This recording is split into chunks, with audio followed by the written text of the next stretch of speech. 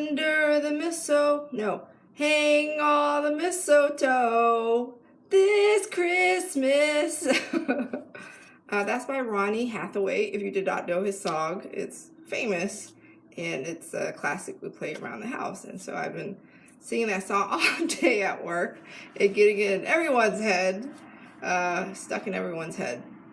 So today I'd like to talk to you about not skipping over the boring stuff. I hate boring stuff. Like I'm incorporating running back into my life, and my husband runs and he lifts weights and he's very fit and everything. And yesterday I did some weight, a little bit of high interval intensity training a little bit, and then the day before I ran. And so I was like, Everett, what should I do today? And he's like, you should take it easy, meaning you should run like a walk, or run a very slow pace of like 5 to 4 miles an hour, walk really fast, and for about 2 miles, and then you can do some sit-ups and push-ups, and you can do some, pull-ups and chin-ups or something. And I do them assisted because I'm not quite at that point where I can do them by themselves yet. And I was like, well, that sounds really boring.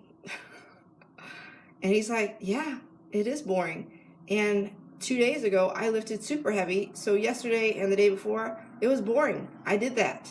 I just did sit-ups and push-ups and did a very light jog. And I was just like, I like to go 0 or 100. What is this like in between thing? And and he's just like, if you want to get fast and you want to allow your body to recover, you can do an active recovery, which is what you were doing when you were taking it slow. And yeah, it's not very glamorous, it's not very exciting, but it's important that you do it. And I was thinking, this is such a theme of my season in my life right now, which is I want to skip over the boring stuff. Like, why would I want to do the boring stuff? That sounds so boring. But the truth is, there is something about sitting with the boring stuff, doing the boring stuff, doing the not exciting stuff, because it is part of how you build the foundation of the strength and the structure, the edifice that starts from the ground up, building that really strong foundation. My certified astrologist, he says, stuff that is slow to build is strong to last, meaning you build it slowly, methodically, intentionally, with focus and with purpose. And then when it's starting to build momentum and you're building that structure, it has a very strong, firm foundation for you to build your structure on. And so it's not glamorous, it's not exciting, it's not fantastical, it's not mystical, it's not miraculous, it's not exciting, full of wonder and stuff. It merely is. It's something you do. It's just something you do without a lot of excitement, without a lot of caffeine, without a lot of like, you don't need that. And it's disorienting. It's uninspiring. It's very normal, very mundane, very ordinary. But there's a phrase called extraordinary, meaning it's so ordinary, it's extraordinary. It's so consistent, it's not normal. Like, I was thinking, okay, my stage right now is I'm in the midst of writing a book. I'll always be writing a book, so this is my book. Then I'll work on the next book and the next book. And it's extraordinary to sit down and write your book every single day, a paragraph at a time, a page at a time. It's so consistent. It's so ordinary. It's extraordinary. It's unusual for someone to be that consistent to sit and do, because that's why not everybody writes books. Everyone has a message to share. Everyone has profound, deep stuff to share, but it also requires you to sit down, be with it, reflect deeply, dig, and write and share. And then you revise and you edit and you rearrange and you publish, you print, and then you share about it, you publicize it, you market it. But first and foremost, write, the damn book, right? Which means it requires you to actually sit down and do the boring part, which is sitting down every day and spending time, setting aside a time a day to write, to actually share your message, to be with your thoughts and be with your message and be with the sitting and the writing and the editing and the thinking and the processing and the reflecting. And that's boring, but it's what it takes. And I'm finally learning to be with that. I resisted it for so long. Anything that was required was boring, I would skip right over. If it came to envisioning my life, I would envision it today, tomorrow, and then I would skip over to the end, where it's the last day of my life, and I would talk about how exciting and wonderful it was.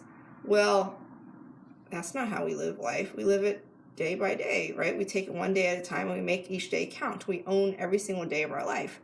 And it's not exciting. It's not going at 100 miles an hour. Some days are, and some days aren't. And it was something I really, really had to come to grips with and embrace and realize that this is part of that journey. It's part of the process. It's part of the extraordinary. It's part of the extraordinary. It's part of the consistency. It's part of the predictability of it to actually do it enough to get really good at it and then produce something and have something to show for it and have something to share with the world. Profound, I know. Very profound for a Friday before Christmas, Christmas Day, Christmas Eve. So, evaluate your life. What areas in your life are you resisting that seem so ordinary, so boring, so, but then it's so vital and so important to your very growth and expansion and your journey to becoming the best version of you, the one that you came here to live and to be and to matter. Here's you living a soul elevated life. And if you don't already know, I'm a life coach, and I'm also working on my book. I'm coaching my clients. We have profound, deep, meaningful, incredible conversations about how to shift the way you look at your life, the way you live your life, have massive transformation in your relationships with your husband, your kids, your mom, your dad, yourself, how you view yourself, how you see yourself, how you accept yourself, how you love yourself, and really important, how you serve, what you came here to do, how you serve humanity, how you serve the planet, how you truly live into who you came here to be, what you're meant to do, and finally stopping the nonsense of focusing on how all the junky stuff that doesn't serve, like the distractions, like the criticism, the I'm not good enough, I suck at this, I suck at that, versus, you know what, I'm just going to do the work. I'm going to do what I came here to do. I'm going to live into, I'm going to breathe it. I'm going to actually serve and fulfill my purpose, because this is the very thing I came here to do. That's what I do. That's what I specialize in. I help you get from there to here, and there is no getting here to there to here. You already exist. That version of you already exists. It's a matter of you tapping into it, living into it, and deciding in every moment of your life, if you are that person, living into that person, being that person right now, what would that person be doing? Every moment of your waking life. How would you be peeing? How would you be at the grocery store? How would you be talking to your mom and your wife and your husband and your kids and your spouse and your sister? How would you be talking to yourself, your coworkers? Would you be engaging in gossip? Would you be eating junky foods if you were that best actualized version of yourself?